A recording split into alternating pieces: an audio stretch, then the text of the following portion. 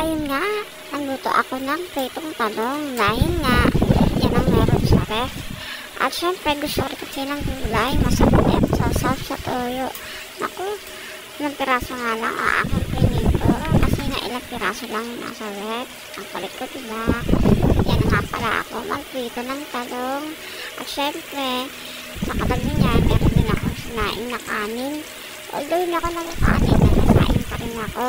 Kasi nga yung mga anak ko, nagkakanin sila syempre. Tapos meron nga pala niyang talbos. Sinapaw ko, nilagay ko sa kanin. At meron din spam. Yan lang ang ulam namin ngayong gabi. Yan lang kasi nakita ko dito sa bahay. Ayoko na kasi bumili sa labas. Yan naman, balik tayo sa talong. Hindi pa rin nga siya nakikita na maayos.